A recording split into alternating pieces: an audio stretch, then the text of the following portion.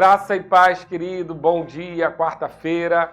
Estamos aqui ainda falando sobre a sua expectativa numa colheita gloriosa que o Senhor está preparando para você. Você já está firmado nessa expectativa, sabendo que a gente não vai ficar o tempo todo olhando para as adversidades, olhando para aquilo que perdemos ou que falta, mas vamos olhar para aquilo que vamos receber do Senhor? Sabe, queridos, há uma promessa gloriosa do Senhor para um grande novo de Deus para a nossa vida. E nós já temos aprendido que o Senhor é um multiplicador das sementes que colocamos em suas mãos.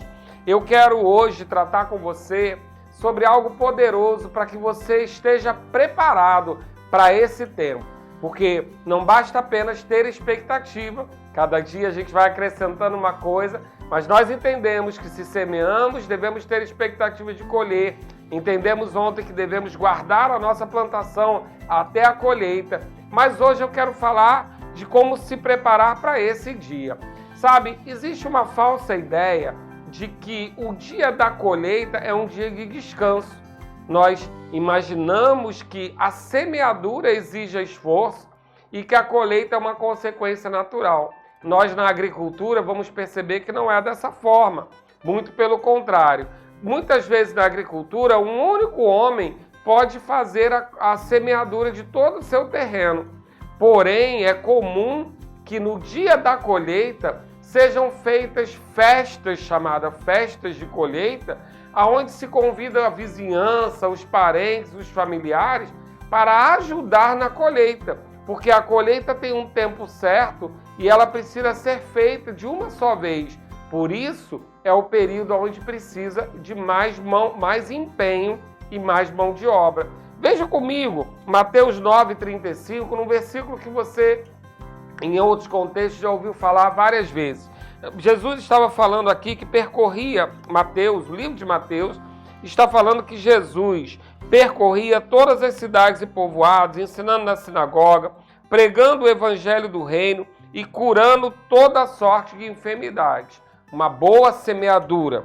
No versículo 36, vendo ele as multidões, compadeceu-se delas, porque estavam aflitas e exaustas, como ovelhas que não têm pastor. E no 37 ele diz, e então se dirigiu aos seus discípulos.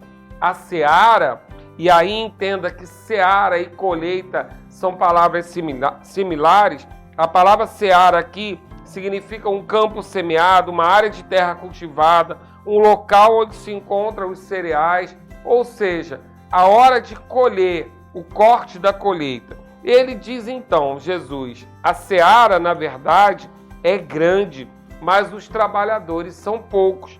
Rogai, pois, o Senhor da seara que mande trabalhadores para a sua terra. Então nós entendemos aqui que Jesus estava semeando os seus milagres, os seus dons, fazendo aquilo que era possível para ele e que muitas pessoas se chegavam, multidões aflitas, por não ter pastor. E ele diz, olha, quantas pessoas para cuidar, quantas pessoas querendo receber de Deus. Então há uma grande colheita a ser feita, mas há poucos trabalhadores. Vamos pedir ao Senhor da colheita, Senhor da seara, que envie mais trabalhadores para que nada se perca. Então, da mesma forma, deve ser a nossa expectativa.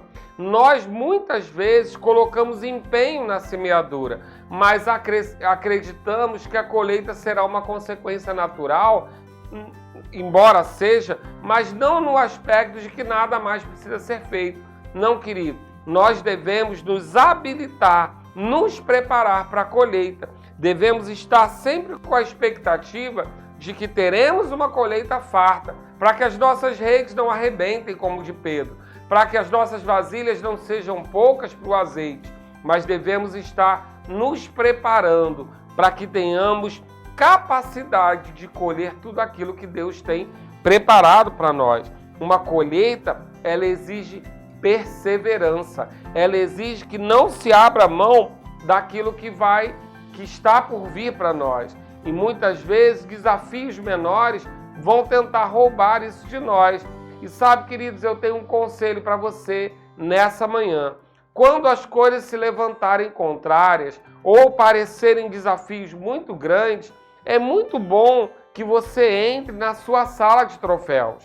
O que é essa sala de troféus? É trazer à lembrança desafios que você já venceu.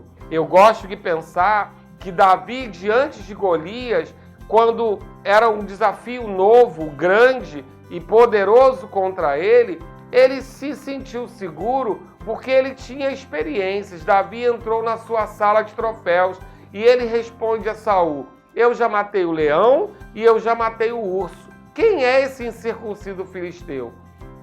Sabe, queridos, é muito importante que para que você não tenha a sua expectativa de colheita roubada, você, de vez por outra, entre na sua sala de troféus, traga lembrança.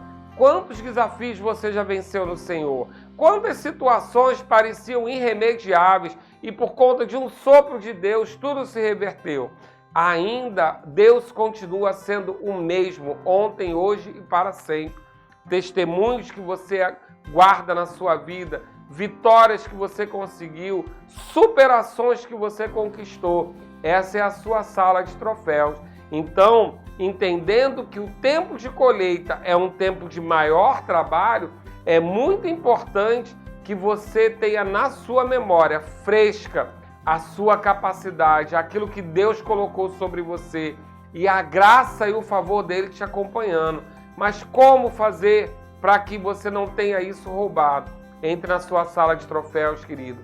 Veja quantas vezes você já superou desafios, porque se você chegou até aqui, ou talvez se você chegou a Cristo, é porque havia um desafio que você sabia que não vencia sozinho. E você venceu e está aqui hoje. A sua sala de troféus precisa ser preservada para que você vá com ânimo diante da nova adversidade, sabendo que Deus continua sendo o mesmo ontem, hoje e para sempre. Prepare-se, se fortaleça, se capacite para a seara, para a colheita que vai ser grande e você não vai estar sozinho para fazer isso. Sabe, queridos, uma boa colheita, uma atitude de colheita, precisa ter uma atitude de crer nela, de esperar dela.